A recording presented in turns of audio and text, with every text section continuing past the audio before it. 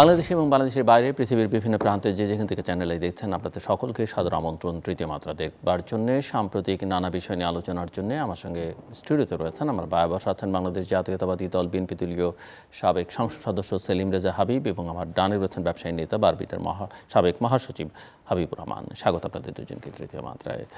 Mister Selim Reza Habib, একটু just মজা করে একটা প্রশ্ন আপনাকে করতে চাই। ক্ষমতা থেকে বিএনপি কত দূরে বা কত কাছে, ক্ষমতার কত কাছে? ধন্যবাদ জিল্লুর ভাই। চ্যানেল এর অগণিত দর্শক শ্রোতা যারা দেশে বাইরে, আমার আলোচক সবাইকে শুভেচ্ছা। একটা রাজনৈতিক দল হিসাবে গত 17 বছর ধরে রাজপথের যে আন্দোলন, স্বৈরাচার বিরুদ্ধে যে সংগ্রাম, যে অত্যাচার নির্যাতন, হত্যা, গুম, খুন, মামলা, সব কিছুকে অতিক্রম করে অবশেষে 5ই আগস্ট স্বৈরাচার দেশ থেকে বিতাড়িত হয়েছে। স্বাভাবিকভাবেই একটি বৃহৎ রাজনৈতিক দল হিসাবে, মাঠের রাজনৈতিক দল হিসাবে এবং আন্দোলন সংগ্রামে সবচেয়ে বড় ভূমিকা পালনকারী দল বা সবচেয়ে বেশি ক্ষতিগ্রস্ত দল বা আত্মত্যাগকারী দল হিসাবে বাংলাদেশ জাতীয়তাবাদী দল প্রত্যাশা করে যে একটি অবাধ, সুষ্ঠু এবং নিরপেক্ষ এবং অন্তর্ভুক্তিমূলক নির্বাচন যদি হয়, যে নির্বাচনে সাধারণ মানুষ যদি নিঃসংকোচিতে তাদের ভোটাধিকার প্রয়োগ করতে পারে, তাহলে অবশ্যই আমরা আশা করি যে আমরা ক্ষমতার খুব কাছাকাছি আছি। আবার অন্যদিকে যদি আপনি ভাবেন যে রাজনীতিতে নানান ধরনের চক্রান্ত আছে, ইলেকশন ইঞ্জিনিয়ারিং আছে এবং বর্তমান যে অন্তর্বর্তীকালীন সরকার নির্বাচন যে একটা রোডম্যাপ ঘোষণা করেছে, যদি সেই রোডম্যাপ যদি ঠিক থাকে তাহলে নির্বাচনের ফলাফলটা হয়তো এক ধরনের হবে। যদি সেটা থেকে তারা অন্যভাবে কোনো কিছু চিন্তা করে বা এর পিছনের যে শক্তিগুলো আছে সেই শক্তিগুলো যদি সত্যিকার অর্থে ক্রিয়াশীল থাকে, কারণ আমাদের এই তৃতীয় বিশ্বের দেশগুলোতে যে শুধু রাজনৈতিক দলগুলোর উপর সব কিছু নির্ভর করে এমন না, আবার সরকারের উপরে যে সরকার ইচ্ছা করলেই চাইলেই সব কিছু পারে এমনও হয়তো বা না। বিশেষ করে যেখানে গণতান্ত্রিক চর্চার অভাব থাকে সেখানে এই অপশক্তিগুলোর মানে কার্যক্রমগুলো বেশি নেপথ্যে কাজ করে। তো গত 17 বছর যেহেতু রাজনৈতিক প্র্যাকটিসই ছিল না, গণতান্ত্রিক কোনো চর্চা ছিল না, মানুষের ভোটাধিকার ছিল না, রাজনৈতিক কর্মসূচি পালন করার কোনো স্বাধীনতা ছিল না, সেই কারণে স্বাভাবিকভাবেই যে অপশক্তিগুলো যেভাবে ক্রিয়াশীল অতীতে ছিল, যারা শেখ হাসিনাকে ফ্যাসিস্ট করেছিল তারা তো এখনও ক্রিয়াশীল, তাদের তো এখনও কেউ টাচ করতে পারে নাই। তো স্বাভাবিকভাবেই সেই অপশক্তিগুলো এখনো নানাভাবে কাজ করছে। সেই কারণে যদি তারা এই খেলায় যদি তারা জয়ী হয়, স্বাভাবিকভাবেই আমরা আমরা যে আশা করছি যে আমরা ক্ষমতার খুব কাছাকাছি, সেটা হয়তো বিলম্বিত হতে পারে। মিস্টার হাবিব, আপনাকে সক্রিয় রাজনীতির কোনো একজন যেহেতু আপনি না, ভেতরে কি আছে সবটা তো আমরা সবাই জানি না, কেউ অনুমান করলে করতে পারেন, বাট সাধারণভাবে সক্রিয়ভাবে রাজনীতিতে দেখা যায় না, কিন্তু একজন ব্যবসায়ী নেতা, সমাজের একজন সচেতন এবং নাগরিক হিসেবে আপনি কি দেখেন? মানে আমি প্রশ্নটা উনি যেহেতু বিএনপি কর্ণকে জিজ্ঞেস করেছি, বিএনপি ক্ষমতার কতটা কাছে বা কতটা দূরে, আপনি সামগ্রিকভাবে বর্তমান রাজনীতি এবং নির্বাচন নিয়ে আসলে কি দেখেন? ধন্যবাদ জিল্লু ভাই। নির্বাচন নিয়ে আমরা প্রথম দিন থেকে একদম ডে 1 থেকে যত জায়গায় বলছি, বিশেষ করে আপনার এখানে যতবার আসছে ততবারই ডে 1 থেকে আমি কিন্তু নির্বাচন দেখি নেই কখনো। নির্বাচন তো একটা অনিবার্য, মানে হতে হবে তো। এত এই সময়ের মধ্যে আমি নির্বাচন, আমি ব্যক্তিগত ফেব্রুয়ারির মধ্যে আমি নির্বাচন দেখি নাই। এখন আমি মানে এটা কি টু আর্লি বলে মনে হচ্ছে আপনার কাছে? না, আরো পরে হওয়া উচিত? আমার ইচ্ছা নেই, ইচ্ছাতে থাকতে হবে। যাদের নির্বাচনটা করে এবং নির্বাচন যত্রতত্র যাহা তাহায় নির্বাচন করার তো কোনো কারণ নাই। আমি জাস্ট একটা ছোট্ট নির্বাচন নিয়ে আমি একটা, যেমন এই ক্রিকেট বোর্ডের নির্বাচন হলো দিন, ওই সব জায়গায় কিন্তু একই নির্বাচন। আমরা কিন্তু কোনোভাবেই মানে আমরা ঠিক হচ্ছি না। আমরা নিজেরা যদি সৎ না হই, নিজেদের জায়গাটা যদি নিজেরা পরিষ্কার না করি, নির্বাচন তো যেমন এই নির্বাচন যদি করবেন আপনি, আপনাকে পুলিশ লাগবে, পুলিশের সেই সক্ষমতা আজ পর্যন্ত আমি গতকালকে আমার এক বন্ধু ইয়াতে ডিএমপিতে গেছিল, যে কোনো কারণে অন্য কারণে, বলে আমরা অ্যারেস্ট করি, কোর্ট থেকে রায় হয়। মানে পুলিশও খুব একটা, যারা এখন বর্তমান পুলিশ আছে, আগে ওদের ছিল, এদের ছিল, এখন ওরা কিন্তু সেভাবে অ্যাক্টিভ না, তারাও খুব বেশি অ্যাক্টিভ না।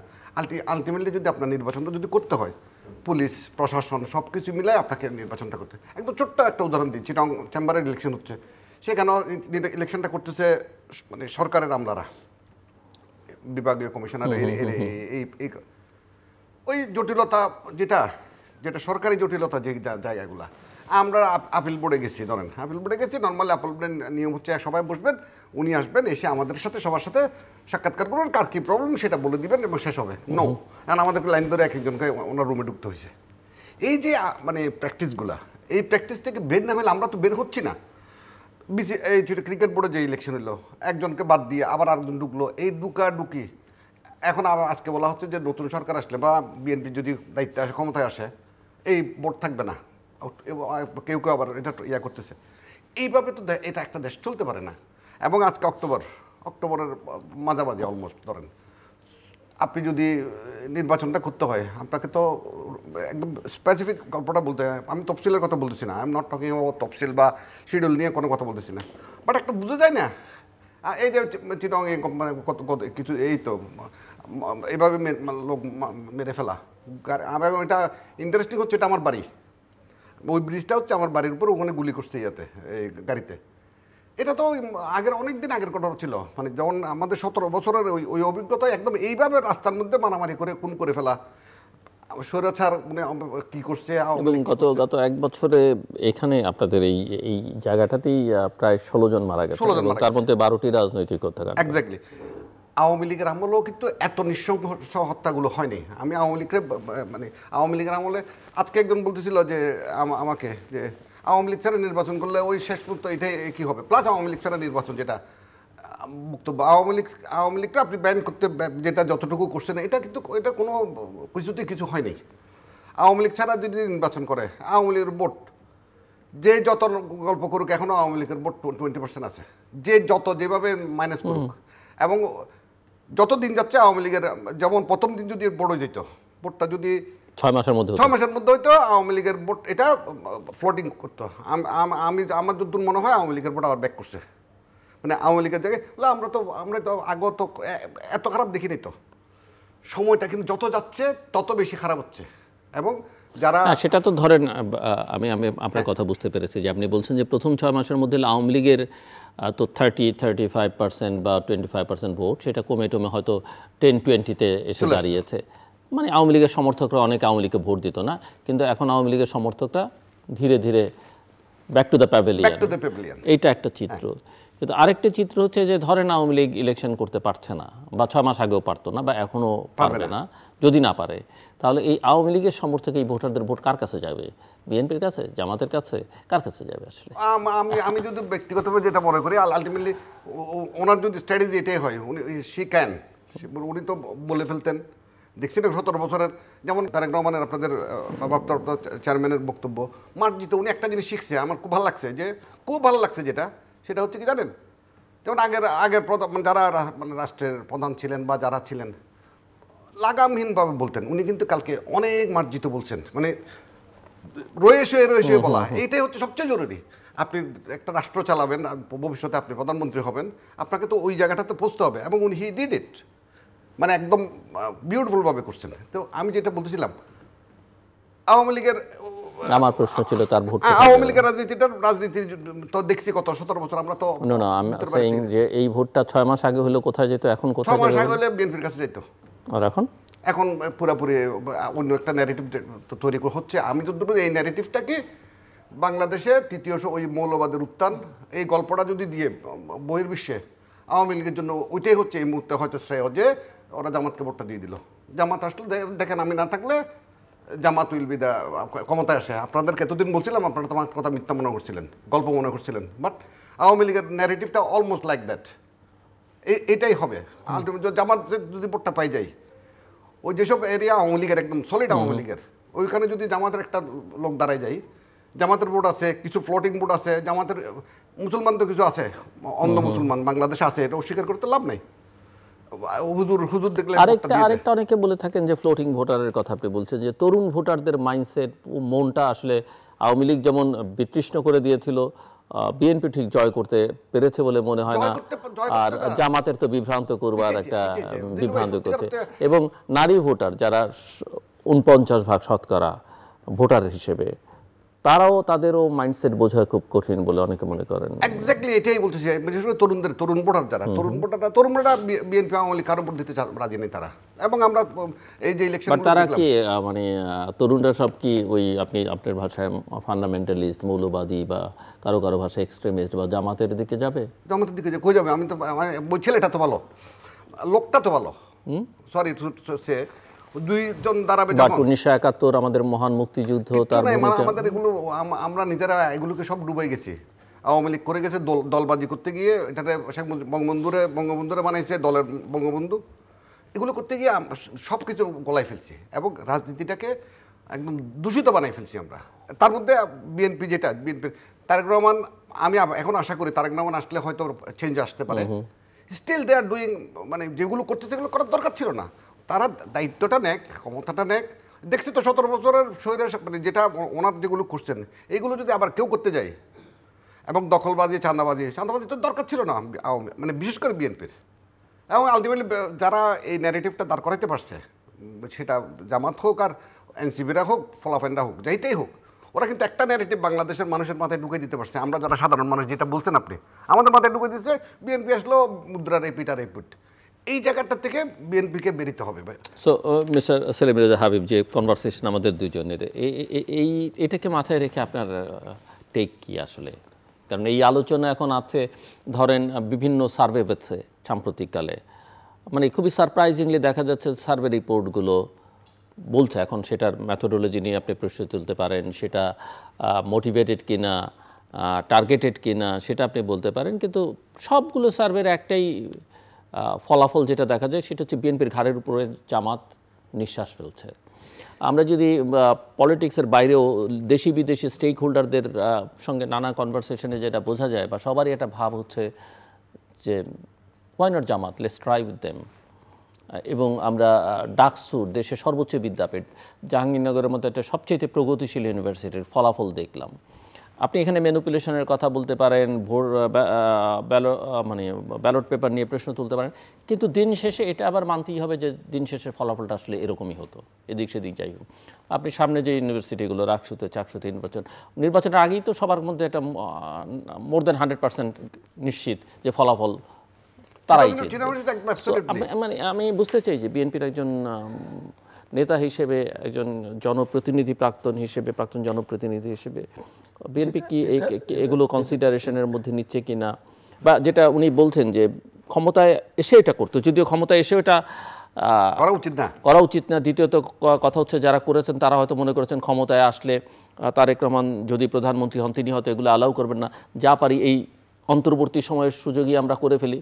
আর করতে গিয়ে যেটা হয়েছে, অনেকের মধ্যে এরকম একটা ধারণা হয়েছে যে বিএনপি তো ক্ষমতায় এসেই গেছে। সো অ্যান্টাই এস্টাবলিশমেন্ট, বিশেষ করে ইয়ুথ ফোর্সের মধ্যে যে সেন্টিমেন্ট, সেটা মাথাচাড়া দিয়ে উঠেছে যে এরা তো এস্টাবলিশমেন্টের পার্ট বিএনপি।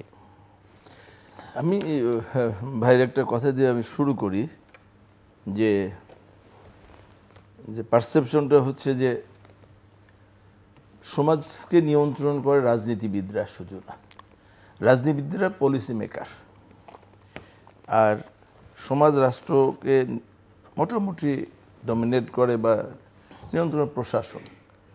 এবং সেখানে প্রশাসনের ভিতরে সবচেয়ে বড় যেটা, সেটা হলো আইন শৃঙ্খলা রক্ষাকারী বাহিনী আর আদালত। এই দুটো অঙ্গাঙ্গিভাবে জড়িত। আমরা এই 5 তারিখের পর থেকে যেটা দেখতে পাচ্ছি, সেটা হচ্ছে যে পুলিশ স্টিল নন ফাংশনিং, মানে যেটুকু না করলেই না সেটুকু জাস্ট। পুলিশ ছাড়া নির্বাচন হবে কিভাবে? হ্যাঁ, আমি বলছি সেটা, যে এই যে জায়গাগুলো আমি আসছি আর কি। আমাদের ভারপ্রাপ্ত চেয়ারম্যান জনাব তারেক রহমান, যে ওনার যে বিবিসি থেকে যে সাক্ষাৎকারটা নিয়েছে, উনি কিন্তু পরিষ্কারভাবে উনি কোনোটা দায়, মানে কোনোটাকে মানে হাইড করার চেষ্টা করেন নাই। যেটা সমাজে ঘটছে সেই বিষয়গুলো কিন্তু এখানে উনি উপস্থাপন করেছে এবং এটা সারা দেশবাসী ওনার সম্বন্ধে যে যে যে নেগেটিভ একটা ধারণা বা যাই থাকুক না কেন, উনি কিন্তু সেখান থেকে নিজের মানে অবস্থানটা পরিষ্কার করতে পেরেছে দেশবাসীর কাছে। এখন দেখেন, এই 5 তারিখের পরে স্বৈরাচারী যে আওয়ামী লীগ, এই মাত্র কয়েকজন ছাড়া যে কয়েকজন প্রথম দিকে গ্রেপ্তার হয়েছে, এই প্রথম শ্রেণী ছাড়া আর কেউ কিন্তু গ্রেপ্তার হচ্ছে না। আবার 2-4 জন যা গ্রেপ্তার হচ্ছে আদালত থেকে তারা জামিন পেয়ে যাচ্ছে। তো স্বাভাবিকভাবেই মানুষের ভিতরে এক ধরনের আতঙ্ক বলি বা একটা অবিশ্বাস বলি, এবং যেহেতু বিএনপি সবচেয়ে বড় স্টেক হোল্ডার, বড় দল, যেখানে যাই কেন না হচ্ছে এটা দোষটা বিএনপির ঘাড়ে এসে পড়ছে। এখন ধরেন আমি পরিবহন সেক্টরটার কথা বলছি, বড় সেক্টর। এখান থেকে যে গভর্নমেন্ট যখন আসে এই চাঁদাবাজি সম্বন্ধে তাদের এ সম্বন্ধে এগুলো বলে, কিন্তু ওটাকে নিয়ন্ত্রণ করবে কে? আমাদের দল থেকে আমাদের ভারপ্রাপ্ত চেয়ারম্যান পরিষ্কার করে বলছে যে আমরা কি কখনো বলেছি যে এদেরকে গ্রেপ্তার আইনের আওতায় আনার দরকার নেই, অথবা কাউকে গ্রেপ্তার করলে কি আমরা তার পক্ষে সুপারিশ করছি? আমরা তো সবসময় বলছি দল হিসাবে আমরা যেটা পারি যে আমার একটা কর্মী অন্যায় করলে তাকে আমরা বহিষ্কার করতে পারি, এর বাইরে তো আমাদের কিছু করার নেই, এবং দলের জন্য এটা সর্বোচ্চ শাস্তি এটা। তো সেই কাজগুলো তো আমরা করছি, কিন্তু যেখানে আইন শৃঙ্খলা রক্ষাকারী বাহিনী যদি তাদের দায়িত্ব পালন না করে, তাহলে আলটিমেটলি এটার দায় চাপানোর চেষ্টা করা হচ্ছে বিএনপির উপর। কিন্তু যদি আমরা এখানে যদি আমাদের রোলটা এরকম হতো যে আমরা কোনো অ্যাকশনে যাচ্ছি না, আমাদের কর্মীদেরকে অবাধ তারা অন্যায় করছে, আমরা অবাধভাবে তাদেরকে আমরা ছেড়ে দিচ্ছি। আমাদের সর্বোচ্চ স্থায়ী কমিটির সদস্য তিনি একজন একটা গাড়ি ব্যবহার করছে, তার জন্য তো আমরা দল থেকে শোকজ করা হয়েছে। তো এইখানে দল হিসাবে আমাদের ভারপ্রাপ্ত চেয়ারম্যান এই যে 13-17-16 বছর তিনি দেশের বাইরে থেকে তিনি পাশ্চাত্যের গণতন্ত্র, আমাদের দেশের গণতন্ত্র, আমাদের ভুল ত্রুটি, আওয়ামী লীগের ভুল ত্রুটি সব জায়গা থেকে তিনি শিক্ষা নিয়ে আমাদের কাছে যেটা মনে হয়েছে বা আমাদের সঙ্গে তার যতটুকু কথা বলার সুযোগ হয়, সে আসলে একজন বর্তমানে তিনি একজন মানে সত্যিকার গণতন্ত্র এবং একটা জবাবদিহিমূলক সরকার তিনি এখানে প্রতিষ্ঠা করতে চান। এই যে কথাটা আসছে, আপনারা বলছেন বা অন্য লোক বলছে যে আমরা ছাড় দিচ্ছি, এখন গণতন্ত্রে তো মানে ছাড় দেওয়ারই বিষয়। সবাই যদি আমরা রিজিট হই তাহলে কি হবে? একটা কনফ্রন্টেশন হবে, এবং সেখানে তখন কিন্তু আবার দায়টা বড় দল হিসাবে কিন্তু বিএনপির পারে। যে বিএনপি যে কিছুদিন হলো না, যখন বিএনপি নির্বাচনের জন্য রোডম্যাপ ঘোষণার জন্য যখন চাপ সৃষ্টি করলো বা বারংবার যখন বললো, তখন কিন্তু সমস্ত মিডিয়া থেকে শুরু করে একেবারে সবাই সমালোচনা শুরু করলো যে বিএনপি ক্ষমতায় যাওয়ার জন্য পাগল হয়ে গিয়েছে। এখন বিএনপির তো উভয় দিকে সমস্যা। এদিকে যদি ক্ষমতার জন্য যে গণতন্ত্র দ্রুত ফিরে আনে, যে কথা আপনি বলছেন, বাট আমি একটা জিনিস আপনার কাছে আপনি নিজেও অন্তত আপনার এলাকায় তো আপনি বড় নেতা, রাজনৈতিক নেতা বা রাজনৈতিক দলগুলোর কাজ কি? তারা কি অবশ্যই তাদের জনগণের সঙ্গে সম্পর্ক থাকতে হবে এবং জনগণ যেটা চায় জনগণের পালস বুঝে কাজ করতে হবে, কিন্তু একটা ভালো লিডারের বা একটা ভালো রাজনৈতিক দলের কাজ কি? শুধু মানুষ যা চাইবে, রাইট রং ভুল শুদ্ধ সেটাই করবে, না সে কি আসলে মানুষকে গাইডও করবে? নেতা তার কর্মীরা যা চায়, এলাকাবাসী যা চায় সেটাই করবে, না সে তাদেরকে একটা রাইট পথে রাইট ডিরেকশনও দেবে যে না এটাই আসলে করা উচিত? সবসময় তো সবার জনগণের সিদ্ধান্ত যে সব ঠিক ভালো হবে এরকমও না। মানে না, আমি ওইটা বলছি যে আমি বোঝাতে পেরেছি, এবং আমার আপনি যেটা বলতে চেয়েছেন, নেতারাও আসলে জনগণকে কর্মীদেরকে তৈরি করবে। না না, এটা তো রাজনৈতিক নেতাদের কাজই তো তাই। রাজনীতির নেতাদের জনগণ যেমন নেতা তৈরি করেন, জনগণকেও নেতারা আসলে তৈরি গাইড করার কথা। গাইড করার কথা, আমি তো ওই জায়গায় তো আসলাম যে প্রথমত কথা হচ্ছে যে এই গভর্নমেন্ট যখন আসলো, বিএনপি যদি ওই মানে আপনার জনগণের সেন্টিমেন্ট প্লাস বাস্তব অবস্থা বিবেচনায় তো এই গভর্নমেন্টকে নিরঙ্কুশভাবে সমর্থন করেছে, এখন সমর্থন করার ফলে এখানে যে কথা বললেন যে জামাতের পিছনে নানা মানে অন্যান্য যে শক্তিগুলো আছে, বাইরের দেশগুলোও আছে, তারাও যে কেন জামাত না, এরকম তাদের একটা চলছে মানুষের মধ্যে, হয়তো মানুষের ভিতরে। মধ্যে। তবে আমি যেটা বলি, আমি একটা ছোট্ট নির্বাচনী এলাকার প্রতিনিধিত্ব করি, আমার কাছে কিন্তু, এবং আমার আপনি অবশ্যই জিল্লুর ভাই জানেন যে আমাদের পাবনা জামাত বেশ শক্তিশালী, সবগুলো কনস্টিটিউয়েন্সি, বেশ 2-3টা কনস্টিটিউয়েন্সিতে তাদের কিছু ভোট রয়েছে, কিন্তু ওই যে ঘাড়ের উপর নিঃশ্বাস পড়ছে এরকম আমার কাছে মনে হয় না। সাইলেন্ট ভোটার না, সাইলেন্ট ভোট আমি তো বললাম একদম নীরব ভোটার, নীরব ভোট বিপ্লব হয় না, যেমন 91 সালে আওয়ামী লীগ ধরে নিয়েছে, আওয়ামী লীগ যাবে, সরকার গঠন করছে, বিএনপি চিন্তাও করে না যে বিএনপি জিতবে, কিন্তু বিএনপি তো জিতল। এটা আমার মনে হয় না যে বাংলাদেশে বর্তমানে এই পরিস্থিতি আছে, যে যেভাবেই বলুক না কেন তারা প্রোপাগান্ডায় ফার্স্ট, তারা অনেক বট আইডি বলে না কি আইডি বলে, এমনভাবে তারা প্রচারণা করছে এবং এত টাকা পয়সা তারা খরচ করছে আপনি মানে কল্পনা করতে পারবেন না। কিন্তু দেখেন যে জনগণ কিন্তু, বাংলাদেশের মানুষ কিন্তু অত্যন্ত সচেতন। দেখেন যে তারা একদিকে বলছে যে পিআর পদ্ধতিতে নির্বাচন চাই, আর একদিকে তারা 300 আসনে ক্যান্ডিডেটদের পুরোপুরি প্রচারণা শুরু করছে। একদিকে বলছে যে ইসলামী দলগুলোর এটা যে তাদেরকে সমর্থন করে আখেরাত পাওয়া যাবে, আবার পাশাপাশি যে সেখানে বিষ্ণু কৃষ্ণ সাথে মহানবী হযরত সাল্লাল্লাহু আলাইহি ওয়াসাল্লামকে তুলনা করছেন, যেটা ইসলাম কখনো সমর্থন করে না। আবার রোজা এবং পূজা একই বৃত্তের দুটো ফুল, এটা বলছে। মন্দিরে যে তারা আল্লাহ শুকরিয়া আদায় করছে, যেখানে আসার তৌফিক দান করছেন, এই জন্য আমরা শুকরিয়া আদায় করছি। এই যে জামাতের যে বিষয়গুলো জনগণের কাছে কিন্তু পরিষ্কার হয়ে গেছে। জামাত যতটুকু আমার দৃষ্টিতে যতটুকু এগিয়েছিল এই পূজাতে, তারা মানে হিন্দুদের ভোটকে আকর্ষণ করতে যেয়ে বা তাদের সিম্প্যাথি নিতে যেয়ে যেগুলো করেছে, কোনো মানুষের কাছে আর এটা একেবারে পরিষ্কার হয়ে গেছে। বলছেন কেন অন্যান্য যে ছাত্র সংসদগুলো নির্বাচনে তো তারা অন্য ধর্মাবলম্বীদেরকে জায়গা করে দিয়েছে এবং ফলাফল তো তাদের পক্ষেই না, এখানে আমি বলছি আপনার সাথে আমি দ্বিমত পোষণ করি। হিজাব পরাকেও মনোনয়ন দিচ্ছে, হিজাব ছাড়াও দিয়েছে, এবং সেটা ঠিক আছে। আমি বলছি স্টুডেন্ট পলিটিক্স, ইউনিভার্সিটি পলিটিক্স আর মাঠের পলিটিক্স কিন্তু ভিন্নতা আছে। এর আগে তো মান্না ভাইরা জিতেছে না, ডাকসুতে জিতেছে না, তার কি রিফ্লেকশনকে জাতীয় নির্বাচনে পড়েছে? এটা পড়ে না। এখন যে কথাটা আমি একটা কথা বলি যে 5 তারিখের পরিবর্তনের পরে বৃহৎ রাজনৈতিক দল হচ্ছে ছাত্রলীগ, ছাত্রদল।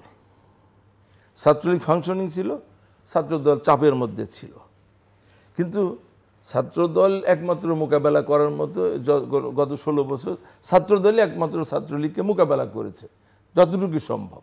আর শিবির তো ছাত্রলীগের সাথে একীভূত হয়ে তাদের ছত্রছায়া থেকে তারা রাজনীতি করছে, 5 তারিখের পরে তারা এখানে মাঠে উঠেছে। তো এই যে ছাত্র দলের বডি ল্যাঙ্গুয়েজ, মানে যেহেতু তাদেরকে মোকাবেলা করতে হয়েছে, সুতরাং তাদের তো একটা শক্তি সামর্থ্য ছিল। 5 তারিখের পরে আমাদের ছাত্র দলের অন্য সব দিক পরিবর্তন হলেও হয়তো বডি ল্যাঙ্গুয়েজের পরিবর্তনটা তারা করতে পারে নাই। মানে ছাত্রদের আস্থা বিশ্বাস আনার জন্য যেভাবে চলার দরকার, যেমন তারা হয়তো হল কালচার চালু করে নাই, র্যাগিং করে নাই, হলে ক্যান্টিনে জোর করে খায় নাই, সব এগুলোর থেকে বিরত ছিল। কিন্তু তাদের সামনে আর কেউ নেই, এই যে একটা মনোভাব তাদের ভিতরে কাজ করেছে। তো সাধারণ ছাত্রছাত্রীরা মনে করেছে যে তাদের তো বডি ল্যাঙ্গুয়েজের কোনো পরিবর্তন হয় নাই। তো সুতরাং তারা যদি এই ইলেকশনে জয়লাভ করে তাহলে ছাত্রলীগের মতোই হয়তো ক্যারেক্টার আবার তারা ব্যাক করতে পারে। এই সংখ্যার থেকে হয়তো সাধারণ ছাত্রছাত্রীরা এটাই করেছে। তা আমি মাঠের কথা একটু বলি, যে আপনি যেটা বলছেন এবং ইয়াং জেনারেশনের যে কথাটা বললেন, এবং নারী ভোটারদের কথা, ইয়াং জেনারেশনের যে কথাটা বললেন, ইয়াং জেনারেশনের মধ্যে আমি যেহেতু আমি গ্রাম অঞ্চলের একটা আমার কনস্টিটিউয়েন্সি, আমি তো সেখানে ইয়াং জেনারেশনের ভিতরে ওই ধরনের কোনো আতঙ্কিত হওয়ার শঙ্কিত হওয়ার মতো এটা কি এই কারণে আপনার কাছে মনে হয় না যে আপনি আপনার বৃত্তের মধ্যেই সীমাবদ্ধ, মানে আপনি শুধু আপনার দল, নেতা, কর্মী, সমর্থক গোষ্ঠীর মধ্যেই, বা তাদেরকেই সবসময় দেখেন? না না, আমি এটা বলি, এটা এই কারণে বলি যে আমার বক্তব্যটা পরিষ্কার। যেমন আমি বলি যে আমি কোনো চাঁদাবাজ, দখলবাজ, মাস্তান, সন্ত্রাসী এবং মাদক কারবারি এবং মাদক সেবীদের সাথে আমি রাজনীতি করবো না। একেবারে ওপেন, এটা আমি কিন্তু ওপেন জনসভায় বলি এবং প্রত্যেকটা জায়গায়। এখানে আমার ক্লিয়ার, আমার তাদের কোনো ভোটের কোনো প্রয়োজন নাই।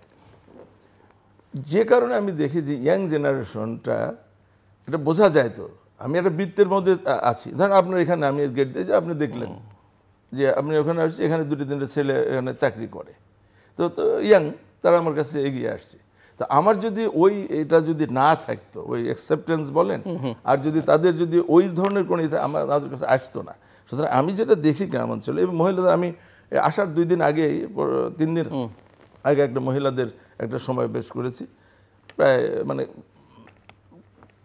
600-700 মহিলা নিয়ে, এবং আমি অবাক হয়ে গেছি দিলুর ভাই, যে একটা কর্মী সভায় যদি 500 পুরুষ থাকে, তাদের যদি বক্তব্য দেওয়ার জন্য আমি বলি 4-5 জনের বেশি পাওয়া যায় না। আপনি বিশ্বাস করেন, আমি যদি সুযোগ দিতাম ওই 600-র মধ্যে অন্তত 300 লোক মহিলা বক্তৃতা দেওয়ার জন্য। তারা কিন্তু খুব লেখাপড়া জানে এরকম না, কিন্তু হয়তো ভালো বলতেও পারছে না, কিন্তু তারা মনের ভাষাটা, তারা যে এই ব্যাপারে সচেতন, যে মানে জামাতের মহিলারা যে ভোট চাচ্ছে, তাদেরকে ব্যস্ত দিতে চাচ্ছে, এভাবে তারা অনেক বেশি সচেতন। সুতরাং আমি মনে করি না যে জামাত যেটা যে পিছনে এসে নিঃশ্বাস ফেলছে বা ঘাড়ের পার, ওই আমি একটা জায়গার সাথে আপনার সাথে আমি ওইখানে আমি বলতে পারবো না, সেটা হচ্ছে ইলেকশন ইঞ্জিনিয়ারিং যদি হয় তাহলে সেখানে সংখ্যার কারণ আছে। বাট যদি ফ্রি, ফেয়ার অ্যান্ড ক্রেডিবল নির্বাচন হয়, আমি আপনাকে একেবারে নিশ্চিন্ত বলতে পারি যে তাদের। আরেকটা বিষয় হলো যে আওয়ামী লীগ যদি তাদের ভোটগুলো তাদেরকে না দেয়, তাহলে আওয়ামী লীগ কি করবে? আওয়ামী লীগকে যদি আপনি আওয়ামী লীগকে ভোট করতে না দিলে আওয়ামী লীগকে কাউকে না কাউকে ভোট দিতে হবে। এটা তো বিএনপি তো আমাদের চেয়ারম্যান পরিষ্কার করছে না, যে আমরাও পরিষ্কার করেছি, আমরা তো কখনো আওয়ামী লীগকে ইনক্লুসিভ নির্বাচনের কথা আমরা, সরকার যদি ব্যান করে, সরকার যদি তার মানে সাংবিধানিক মানে দেয় কি বলে ক্ষমতা প্রয়োগ করে যদি সেটা করে, বা কোর্টকে ব্যবহার করে যে কিছু করে, কিন্তু বিএনপির কিছু করার নাই। কোর্টকে ব্যবহার করে কিছু হয়নি তো এখন পর্যন্ত। জি, বুঝলাম। আসলে বিষয়টা হচ্ছে পারসেপশন, যেটা আর কি পারসেপশনটা হচ্ছে, পারসেপশনে যখন এই নির্বাচনের ক্ষেত্রে সবচেয়ে বেশি কার্যকরী কাজটা যেটা হয়, অনেক ভালো ক্যান্ডিডেট, নর্মাল আমরা ছোটোখাটো নির্বাচনগুলোতে দেখি অনেক ভালো ক্যান্ডিডেট, অনেক ভোটারও আছে, কিন্তু পারসেপশন রেডি করা যায়নি কোনো কারণে। পারসেপশন রেডি করতে না পারলে ওই পক্ষে ভোটটা টানা যায় না, মাস পিপলের ভোটটা টানার যে গল্পটা, সেটা হচ্ছে কিন্তু পারসেপশন। আপনি যেটা বলতেছিলেন, আপনাদের বক্তব্য শুনে যেটা মনে হলো, জামাত, আমি আপনার সাথে, আপনার স্পিডের সাথে আমি একমত। এই ফেয়ার ইলেকশন হলে ইয়া হবে, ফেয়ার ইলেকশন বা অমুক, আপনি তো দেখতেছেন যেটা, আপনি দৃশ্যমান যেটা মনে হচ্ছে, কিন্তু ঘটনাটা তো আরেকটা জায়গায়। ইঞ্জিনিয়ারিং না, এখানেও গল্পটা আছে। আমি যেটা বুঝি, যেমন শিবিরের ওই যে সভাপতি, যিনি বলার সময় যে বলে, যেভাবে বলে, ওই মানুষের তো ভালো লাগতেছে, মানে যারা সাধারণ মানুষ তাদের ভালো লাগার গল্পগুলো, বয়ানগুলো, ন্যারেটিভগুলো, ওরা এমন বয়ান তৈরি করতেছে, এমন কন্টেন্ট ক্রিয়েট করতেছে, যেখানে আমরা একটু মুগ্ধ হয়ে যাচ্ছি। আমি অন্যান্য বাইরের লোকদের ইনফ্লুয়েন্সের কথা আমি নাই গেলাম, এবং আপনাদের বিরুদ্ধে যে স্ট্যান্ডটা বারবার হয়ে উঠে আসতেছে, মানে সেখানে মোকাবেলার জন্য আপনাদের যেই ব্যাকআপ দরকার, সেটা আমি একদম আমি আপনার দলও করি না, আপনার দল করবো না কোনো দিন, কিন্তু আমি চাই, আমি ব্যক্তিগত চাই বিএনপি ক্ষমতায় আসুক, দায়িত্বে মানে রাষ্ট্র ক্ষমতায় আসুক। আমি ব্যক্তিগতভাবে মনে করি একটা বড় দল, ওই স্বাধীনতা যুদ্ধ সব মিলে সব কিছু মিলে কোনোটা অস্বীকার করার তো কোনো সুযোগ নেই, কিন্তু বাট কিসের বিনিময়ে? যেমন আজকে যে চাঁদাবাজির কথা বলতেছেন, আপনি বলতেছেন ইনডাইরেক্টলি স্বীকারই করতেছেন যে দখলবাজি, চাঁদাবাজি, যেমন বাস স্ট্যান্ডগুলোতে এই দল থাকলে, ক্ষমতা থাকলে ওই দল করে, ওই দল ক্ষমতা থাকলে বাস স্ট্যান্ডগুলো দখল করে, এইখানে করে, ওখানে করে, করুক, ঠিক আছে, করতেছে। আর একটা কারণে হয়েছে, মানে জামাতের যে এটা হচ্ছে না কেন, জামাতের তো ইনস্টিটিউশনগুলো রেডি করে রাখছে, ওরা আর্থিক ইনস্টিটিউশনগুলো, ওরা সদস্যরা নিজে টাকা দিচ্ছে, প্লাস ওদেরকে টাকা দেওয়ার মতো ওদের অনেকগুলো, যেমন ডাক্তার হসপিটাল, চিটংয়ে 15টা হসপিটাল আছে। আমরা এবার যখন চিটং চেম্বারে ইলেকশন করতে গেছি, জামাত একটা পক্ষ হয়ে গেছে এখন, তারা এই চিটং চেম্বারের রাজনীতিতে ঢুকবে। দ্যাট ইজ তাদের মাস্টার প্ল্যান করা আর কি, যেটা একসময় আমরা শুনতাম যে চায়না, রাজনীতিতে ঢুকবে, আরো কিছু আগে আর্থিকভাবে সবল হই, তারপর ওরা রাজনীতি, এখন রাজনীতি যদি সত্যিকার অর্থে চায়না করে পৃথিবী দৃশ্যটা অন্যরকম হবে, সেটা আরো কিছুদিন পর। ওরা তো ওইভাবে নামে না এখনো, জামাত আসলে ওইভাবে নামছে, ওরা আর্থিক সক্ষমতা অর্জন করে অনুকূল পরিবেশ পাইছে, প্লাস এখানকার সাপোর্ট পাইছে। এই যেমন এই যে আমেরিকা গেল, উনি কিন্তু ওনার মতো করে ঠিকই আলাদা বাইরে গেছেন তাই সাহেব, আর এনাদেরকে কোথায় দিয়ে বাইর করে দিচ্ছে। এই যে টোটাল মেকানিজমটা, এই মেকানিজম থেকে আপনাদেরকে সতর্ক থাকতে হবে। আমরা তো সাধারণ মানুষ হিসাবে আমরা যেটা বুঝি, দিলেও আমি এদিন ইয়েতে গেলাম, আমাদের জনগণের প্রবলেম যেটা, আমরা আসলে হুজুগে বাঙালি একদম, যখন যেটা দেখি বুঝি, অনেক কিছু বুঝি না। এখন যেমন যেটা বলতেছে যে আলটিমেটলি জামাতুল, আমি দেখতে সব তো দেখা হয়েছে, ওরা হইলো দোষকে, এখানে দোষের কিছু নেই, কিন্তু মানে আমাদের চারিত্রিকভাবে আমাদেরকে যদি দোষারোপ করে, আমি ভোট দিব কি আপনি ভোট দিবেন সেটা ইম্পর্টেন্ট না, বাট মাস্ট পিপল যখন চিন্তা করবে যে জায়গা। আমি শ্রীলঙ্কা গেছি 4 দিন, আমার কোনো কাজ ছিল না, আমি জাস্ট ঘুরতেই গেছি, দেখতে গেছি কি অবস্থা ওদের মানুষগুলো। বিশ্বাস করেন, রাতের 1:30টার সময় ওই সিগন্যালে একদম, ঠিক রাতের 1:30টার সময় আমরা যারা ছিলাম সেটা ঠিক রাইট সিগন্যাল আছে, সে দাঁড়ায় গেছে প্রত্যেকটা সিগন্যালে, মানে সে প্রতি 3 মিনিট পর একটা সিগন্যালে দাঁড়াচ্ছে, কোনো কারণ ছিল না, কোনো কারণ নেই বুঝল ভাই, ওই সিগন্যালে দাঁড়ানোর কোনো কারণ নেই, কোনো গাড়ি নেই, কিচ্ছু নেই, শুধু আমি। তো এই হচ্ছে কালচার, আর আমরা এখানে সিগন্যাল কেমনে ভাঙবো সেটাই হচ্ছে আমাদের প্রতিযোগিতা। আমি একটু আগে যখন আসতেছিলাম, আমি গুলশান থেকে এখানে আসতেছিলাম, এই রাস্তায় 2 পাশে, আগে এক পাশে থাকতো বাসগুলা, 2 পাশে বাস দিয়ে আটকানো। আপনি বলতেছেন পুলিশ, এই পুলিশ দেখতেছে না, পুলিশ কাজ করছে না জন্য না পুলিশ কাজ করতে পারবে না তো, এটা যারা দখল করে রাখছে, যাদের আন্ডারে এটা আছে, তাদেরকে পুলিশ কিছু বলতে পারবে না, বলবে যে মানে ভয় পাইতেছে, পুলিশও ভয় পাইতেছে। আমি আর ভিতরে গেলাম না, আপনাকে বুঝে নেন আর কি বিষয়টা। কিন্তু আমরা নিজেরা যতদিন ভালো হবো না, যা বারবার করে বলি, এই তাই শ্রীলঙ্কার 2টা, তো ওদের ধরেন এখন এটা একদম গরিব দেশ, যদি লিটারেলি বলা হয়, আমার বাংলাদেশের তুলনায় ওরা গরিব, ওদের 6 বিলিয়ন অনলি রিজার্ভ, এই দেশ কিন্তু চলতেছে স্মুথ সব কিছু। ওদের ইভেন একটা চা, মানে আমাদের বাংলাদেশের চা অনেক বেশি ফেমাস না, আমরা অত চা অনেক উৎপাদন করি। আমি আসলে একটা কন্টেনার দেখি নেই যে এত সুন্দর করে রেডি করে পাঠা দেবে, ওখানে প্রত্যেকটা প্রত্যেকটা মলে একটা চার আছে, আউটলেট মল আছে চার জন্য। এই যে সরকারিভাবে উদ্যোগ নেওয়া, যেটা বাংলাদেশে চার দোকান চা বাংলাদেশে আমরা খাই, এটা এক্সপোর্টের জন্য যে কোয়ালিটি রেডি করা দরকার, সেম কোয়ালিটি আমাদের কাছে আছে, এর চেয়ে ভালো আছে, কিন্তু আমরা সেখানে ফোকাস করতেছি না, আমাদের ফোকাসের এত অভাব। আমরা যখনই যেটাতে হাত দেই আমরা পিছিয়ে যাচ্ছি।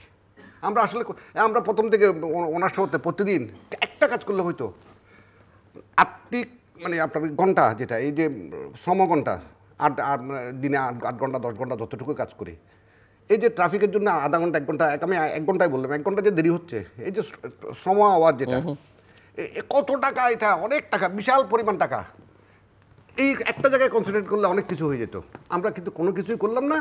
এখনও নির্বাচন, এবং নির্বাচন নিয়েও আমরা কোনো রোডম্যাপ, যেটা বলেন না আপনারা, একটা ডেট পেয়েছি, আমি রোডম্যাপ দেখি নাই কিন্তু এখন। ডেট কি পেয়েছেন? ডেট একটা না, ডেট মানে কি ওই ফেব্রুয়ারিতে একটা হবে, কি একটা ফেব্রুয়ারিতে হবে ওইটা। আমি একটু আপনার কাছে যে আরও অনেক রকমের জটিলতা দেখা যাচ্ছে, এবং এই জটিলতার নিষ্পত্তি কীভাবে হবে, যদি আপনি বলছেন যে কম্প্রোমাইজ তো করতে হবে, বিএনপি বড় দল, কোনো দায়ও সেই অর্থে নিতে চায় না, সেই কারণে নানা রকমের কম্প্রোমাইজ করতে হচ্ছে। এখন এই যে পিআরের চেয়ে তো বড় হয়ে দাঁড়িয়েছে যে জুলাই সনদ, এবং জুলাই সনদের একটা আইনি বৈধতা দেবার জন্য গণভোট। এখন আপনারা গণভোটেও তো রাজি হয়েছেন, এবং আপনারা বলছেন সেটা জাতীয় নির্বাচনের দিন একসাথে হতে পারে, অন্যরা আগেই চাইছে। তা আমার প্রশ্ন হচ্ছে যে এতগুলো বিষয়ে গণভোট কিভাবে হবে? মানে শুধু সনদ আপনি সমর্থন করেন কি করেন না, ইয়েস নো, তো সনদে তো আরও 70-80টা বিষয় আছে, 70-80টা বিষয় তো উনি একটা একমত হবেন, আমি একটা খালি বিএনপি আর জামাত হলেই তো হবে না, ইন্ডিভিজুয়াল যারা দল করে না তাদেরও মতামত আছে। সো এটা একটা টেকনিক্যাল ইস্যু। যে আমি আপনাকে আমি ভাইয়ের একটা কথা, যে শ্রীলঙ্কার কথা বললেন,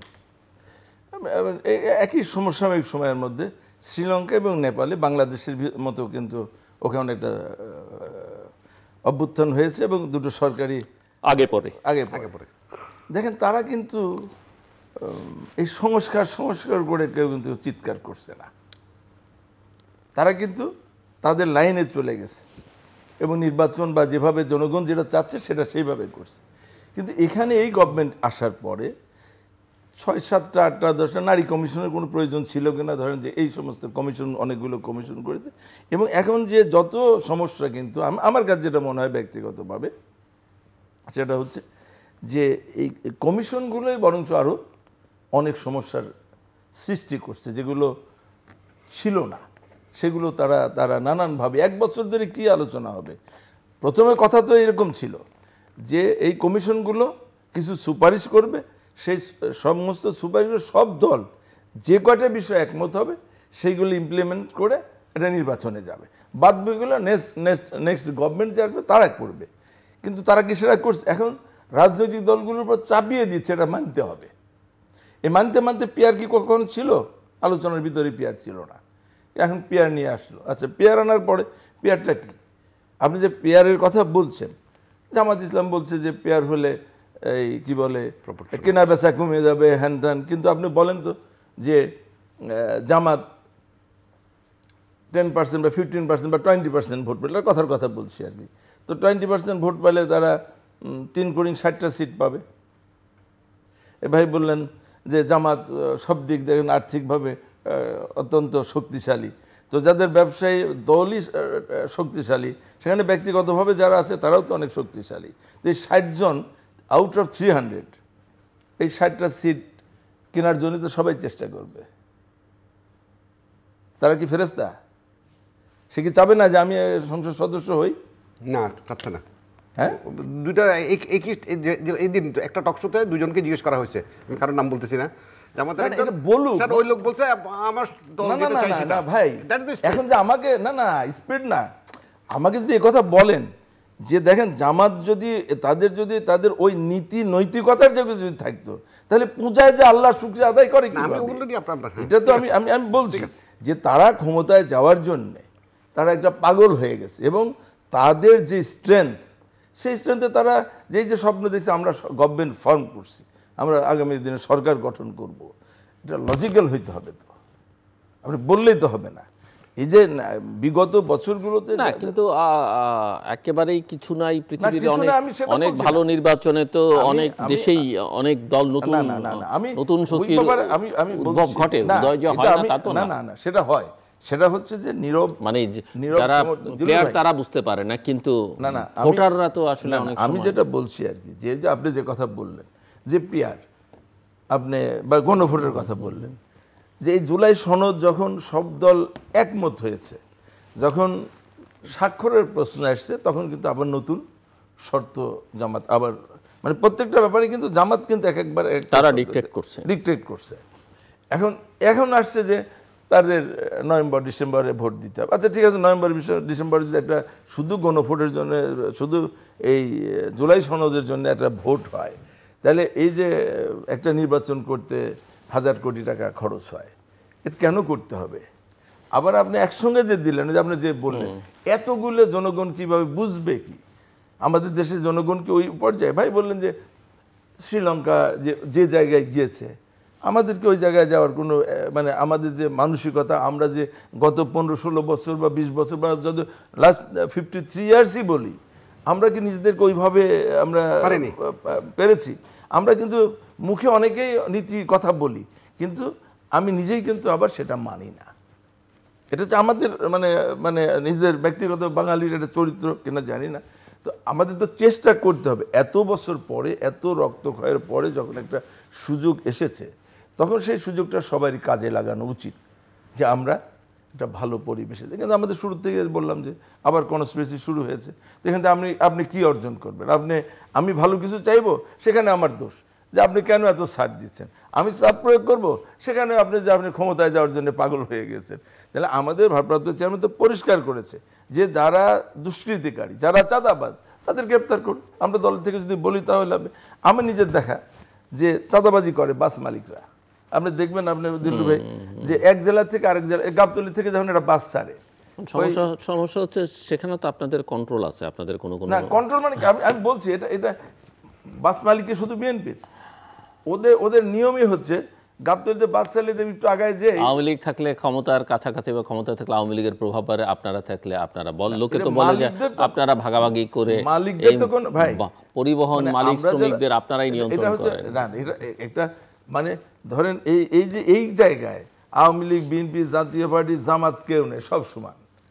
যাদের গাড়ি আছে যাদের তারা এখানে সব এইখানে কারো কোনো বিভেদ নাই, তারা নীরবে এই কাজগুলো করছে। যে টাকাটা তোলে, আমরা ট্রাক প্রত্যেকটা জেলার উপর দিয়ে যাইতে গেলে আপনাকে টাকা দিতে হয়, এবং সেখানে মালিকরা শ্রমিকরা ভাগযোগ করে না, এবং সেখানে কোনো ভেদাভেদ নাই। এখন বিএনপি বৃহৎ দল হিসাবে সব দায় এসে পড়ছে বিএনপির উপর, মালিককে শুধু বিএনপি।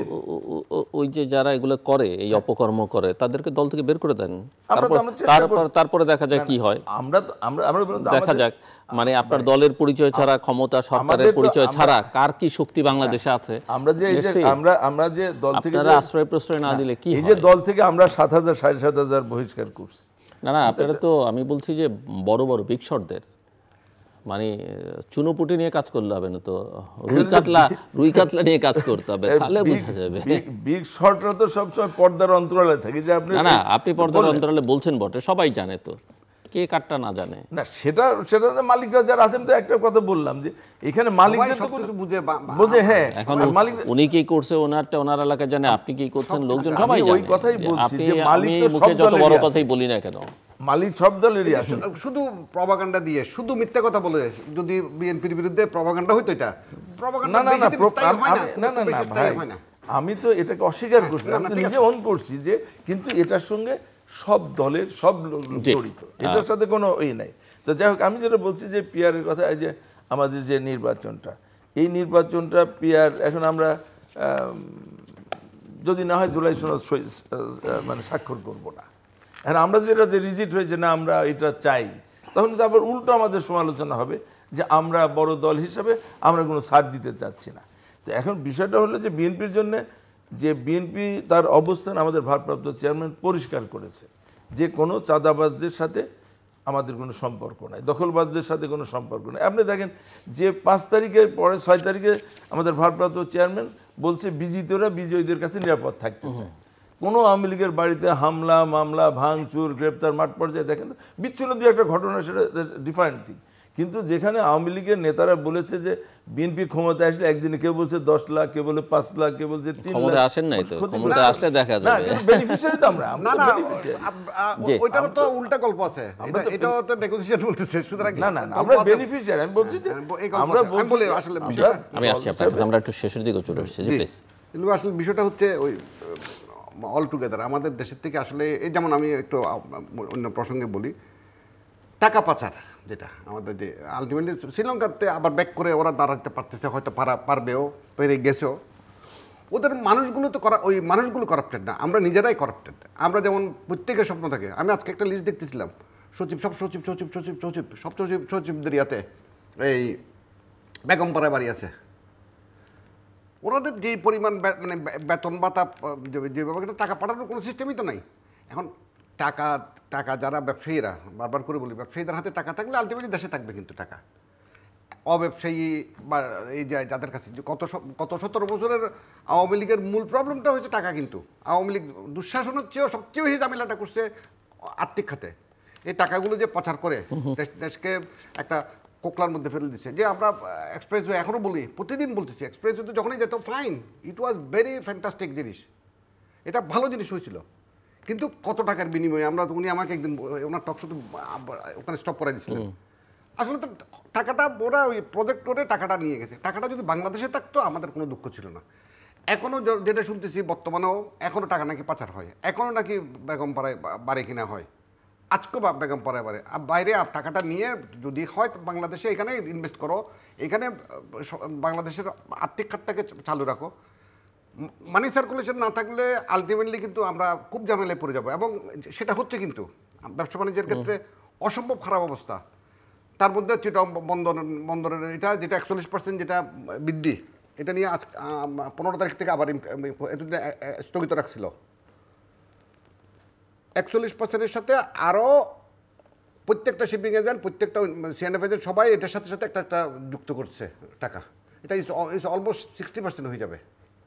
60%, এবং আমি ইম্পোর্টের ক্ষেত্রেও আলটিমেটলি আমাকেও দিতে হবে। আমি গাড়ি ইম্পোর্ট করলে গাড়ির সাথে খরচ বাড়বে, এমনি বেচা বিক্রি নেই, তার মধ্যে আরেকটা খরচ বাড়া, 60% খরচ বাড়া মানে অনেক টাকা।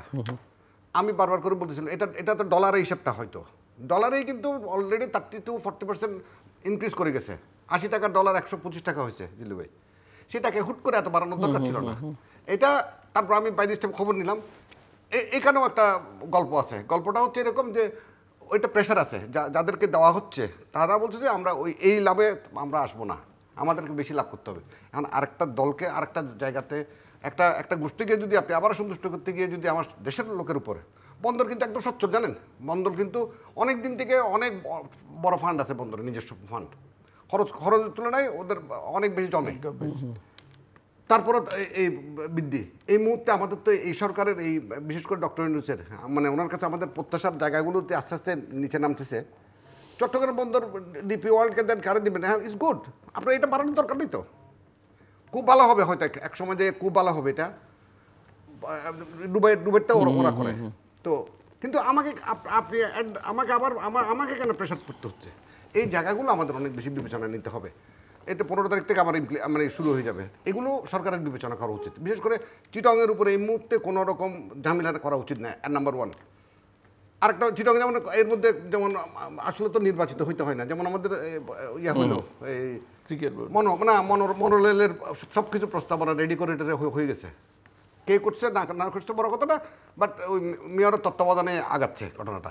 বাট আপনি যদি কাজ করতে চান, আপনি যদি সৎ থাকেন, কোন দল কে দল কি, এবং আমি কোন দল জানি না, যেমন হে যদি এমনি দাঁড়ায় আবার এমনি হবে কাজ। মানুষ যদি আপনি কাজ দিতে পারেন, মানে স্বচ্ছতা দিতে পারেন, প্রতিদিন সে নিজের ব্যানার ফেলে দিচ্ছে আমার সবার সৌন্দর্য, কিছু জায়গা তো আপনাকে কাজ করে দিতে হবে। এবং বিএনপির উনি আপনাদের লোক, চিটাগং মেয়র, তো সে ভালো করতেছে, আমরা ভালো বলতেছি, কিন্তু আমরা আশাটাকে কিন্তু প্রথম দিন আমি ব্যক্তিগতভাবে বলছি যে এইভাবে তো দরকার ছিল না, কিন্তু এই সে তো কাজটা ভালো করলে আমরা উই আর হ্যাপি। আমরা জনগণ কাজ চাইতেছি, আমরা জনগণ, আমরা যারা ব্যবসায়ী, ব্যবসার পরিবেশটা সৃষ্টি করতে। আপনি এফবিসিসির ইলেকশন নিয়ে প্রতিদিন চলতেছে, এখন দলীয়ভাবে সবাই বলার চেষ্টা করতেছে যে দল আসলে তখন হবে ইলেকশন এখন হবে না, একটা মামলা দিয়ে ঠেকে রাখতেছে। সব জায়গায় মামলাবাজি, এবং মামলা আগে যেমন 2-4 জন ওরা করতো, আওয়ামী লীগের ইয়ারা ওই আইনজীবী, এখন আবার সেম উল্টা। আমরা কোথায় যাবো? আমরা তো স্বাধীন হইতে পারতেছি না। বাংলাদেশের আমরা যারা সাধারণ মানুষ, আমরা যারা দেশকে নিয়ে চিন্তা করি, আমাদের যাতে এখানে পুঁজি আছে, আমাদের ইনভেস্টমেন্ট আছে, আমাদের অনেক কষ্ট আছে। আজকের 35 বছর ব্যবসা করি, আমরা দেশকে প্রতিদিন দিয়ে যাচ্ছি, ইনকাম ট্যাক্স দিয়ে যাচ্ছি, দিয়ে যাচ্ছি, আমাদের সেই রিটার্নটা কই? সেই রিটার্নটা আমরা কোথাও পাচ্ছি না। এখনও ঢাকা শহরের জামটাই আমরা ঠিক করতে পারলাম না। এই একটা জায়গা আবারও বলি, এখনও 3 মাস আছে, 4 মাস যদি ইলেকশন হয়, এই 4 মাসের মধ্যে কিন্তু 1 মাসে শেষ করতে হবে, 1 মাসে কিন্তু ঢাকা শহরের ট্রাফিক সিস্টেমের উন্নতি করা যায়, যদি উনি সৎভাবে চান এবং আমাদেরকে ডাকেন। আপনি বলেছেন অনেকবার। সমস্যা হচ্ছে যেটা বলছি আর কি, যে এই গভর্নমেন্ট আসার পরে কোথাও তো এই যেভাবে সংস্কারের কথা ছিল সেটা করে নাই, না করার পর যেন সেই ফ্যাসিস্ট সরকারের সে সচিবরাই রয়ে গেছে, সমস্ত টেবিলে কিন্তু তারাই রয়েছে। সুতরাং তাদেরকে দিয়ে আপনি ভালো কিছু আশা করতে পারেন না। আবার এখন যেটা হচ্ছে, তারা যে বিনিয়োগের কথা ঢাকঢোল পেটে এক ভদ্রলোককে নিয়ে আসলো সিঙ্গাপুর থেকে, কি বিনিয়োগ, কালকে পত্রিকায় দেখলাম যে মাইনাস মানে কত % যেন আরো কমছে আগের থেকে বিনিয়োগ। আজকে একটা রিপোর্ট আসছে, একটু বাড়ছে দেখাইছে। যাই হোক, তো প্রশ্ন হলো যে এই সরকার নিজেই স্টেবল না, তাদের ভিতরে এখন নিজের কাজা ছোড়াছুড়ি শুরু হয়েছে। এই সরকারের প্রথম ভুল হচ্ছে যে ছাত্রদেরকে মানে গভর্নমেন্টে নেওয়া, পার্ট করা। এরপরে এখন তারা যে কাজগুলো করছে, এখন তাদের ভিতরে যে কেউ সেফ এক্সিট চাচ্ছে, এরা বলছে যে মরার আগে কেউ সেফ এক্সিট পাবে না, আবার কেউ বলছে কে চাচ্ছে তার নাম বলতে হবে। এই যে তাদের ভিতরে নিজেদের ভিতরে নানানভাবে যে তালগোল পাকিয়ে ফেলছে, এখন এই গভর্নমেন্টের যত দ্রুত সম্ভব এবং নির্বাচন দেওয়া, এবং যে কোনো পলিটিক্যাল গভর্নমেন্ট যেই আসুক না কেন, এটা পলিটিক্যাল গভর্নমেন্ট আসলে স্টেবল হবে, কারণ সে জানে যে কীভাবে সে তখন তার মতো করে সে করতে পারবে, এবং রাজনীতিবিদরাই যার কাজ তাকে করতে দেবেন না, সেটা না হলে যেটা হয় আর কি। সুতরাং আজকে বড় দল হিসেবে বিএনপির ঘাড়ে নানানভাবে দোষ চাপানো হচ্ছে, কিন্তু আমার মনে হয় যে গত 2 দিন বিবিসিতে যে সাক্ষাৎকার আমাদের ভারপ্রাপ্ত চেয়ারম্যান দিয়েছে, আমাদের পরিষ্কার করতে পেরেছে উনি, বা আমরাও যেহেতু ওনার ফলোয়ার, উনি আমাদের দলের নেতৃত্ব দিচ্ছে দীর্ঘদিন ধরে, আমরা গত 16-17 বছর তার কথা মতোই আমরা চলেছি এবং এখনও তার নির্দেশ আমরা পালন করে চলি। এবং সেটার কারণেই যে দলীয়ভাবে আওয়ামী লীগের উপর যে অত্যাচার নির্যাতন হওয়ার কথা ছিল, বা আমরা যারা রাজনীতির সাথে সরাসরি যুক্ত, আমরা খুব 2-1 জন, আমি বলে হাতের 5 আঙুল তো সমান না, আমাদের বিরুদ্ধে 2-1 জন চাঁদাবাজি করছে না, এটা হয়তো জিল্লুর ভাই যেটা বললো, বাট তাদেরকে ধরাছোঁয়ার বাইরে থেকে তারা হয়তো বা করছে বা করছে, কিন্তু আমাদের দলীয়ভাবে দলের নেতা উনি কাউকে ছাড় দিচ্ছেন না। বাট সেটা আবার কিছু কাজ আপনি চেয়ারে বসার আগ পর্যন্ত আপনি করতেও পারবেন না। আপনি দেখেন যে শেখ হাসিনার মতো মানুষ, তোফায়েল আহমেদের মতো লোকজনকে সাইডের টেবিলে বসায় নিচ্ছে, বাট তাদেরকে কিন্তু এমপি না বানায় পারে নাই, কিন্তু তাদেরকে মন্ত্রী রাজনীতি থেকে দূরে রেখেছে, অরাজনৈতিক লোকদেরকে নিয়ে এসে তিনি মন্ত্রী বানিয়েছেন। তো সুতরাং ক্ষমতায় গেলে অনেক কিছুই করা সম্ভব, বাট ক্ষমতার বাইরে থেকে সব করা সম্ভব না। আমাদের ভারপ্রাপ্ত চেয়ারম্যান, আমরা দৃঢ়ভাবে বিশ্বাস করি যে আগামী নির্বাচন, এখনও যেটা ফেব্রুয়ারির কথা নির্বাচন হচ্ছে, যেটা আমরা মেনে নিচ্ছি, এটা কিন্তু জামাতেরই প্রপোজাল ছিল যে ফেব্রুয়ারি রোজার আগে। সেটা এখন অনেকে জামাত বলে যে কেন ফেব্রুয়ারিতে হলো, তাদের কথা মতোই তো আমাদের ভারপ্রাপ্ত চেয়ারম্যান, আচ্ছা তারা চাচ্ছে সেটাই আমরা মেনে নিলাম যে এই ফেব্রুয়ারিতে যদি একটা ফ্রি, ফেয়ার এবং ক্রেডিবল নির্বাচন হয়, আমরা যে কোনো রায় মেনে নিতে রাজি আছি। যেটা হবে সেটা জনগণ যে রায় দেবে সেটা অবশ্যই আমরা মেনে নেব, কিন্তু আমরা একটা নির্বাচন চাই। দর্শক, অনুষ্ঠানের শেষ প্রান্তে আমরা সামাজিক যোগাযোগ মাধ্যম ফেসবুক, এক্স এবং ইউটিউবে তৃতীয় মাত্রা লাইভ স্ট্রিম হচ্ছে আপনারা দেখতে পারেন। টেলিভিশন পর্দায় দেখতে না পারলে যে কোনো সময় যে কোনো স্থান থেকে ইউটিউবে তৃতীয় মাত্রা চ্যানেলটি সাবস্ক্রাইব করে পুরোটা পর্বগুলো আপনারা দেখতে পারেন। মিস্টার হাবিবুর রহমান হাবিব এবং মিস্টার সেলিম রেজা হাবিব, অসংখ্য ধন্যবাদ এই আলোচনা অংশ নেওয়ার জন্য। দর্শক, সব কথার মূল কথা দুজনেরই চাওয়া, সেটা হচ্ছে যে নির্বাচন, কিন্তু যেন তেন নির্বাচন অবশ্যই নয়। দুজন একসুরে না বললেও মোটামুটিভাবে সাধারণ মানুষেরও সেটাই প্রত্যাশা। এবং নির্বাচন হবে কি না আমার অতিথিদের অন্তত একজনের সেটা নিয়ে সংশয় রয়েছে। কারো কারো মতে যত দ্রুত নির্বাচন হয় তত ভালো, কারো কারো মতে যেন তেন নির্বাচন হলে ভালো, কারো কারো মতে যেন তেন নির্বাচন না হওয়ার চাইতে নির্বাচন না হওয়াই ভালো। কিন্তু সব কথার মূল কথা হচ্ছে যে নির্বাচনও হতে হবে, ভালো নির্বাচন হতে হবে, যত দ্রুত সম্ভব সেটা হতে হবে, এবং সেটা করবার জন্যে যা যা করণীয় সেটা আমাদের করতে হবে। তাতে কে থাকলো না, কে জিতলো না, কিচ্ছু যায় আসে না। আমাদের সঙ্গে থাকবার জন্য অসংখ্য ধন্যবাদ। আপনাদের সবার জন্য শুভকামনা।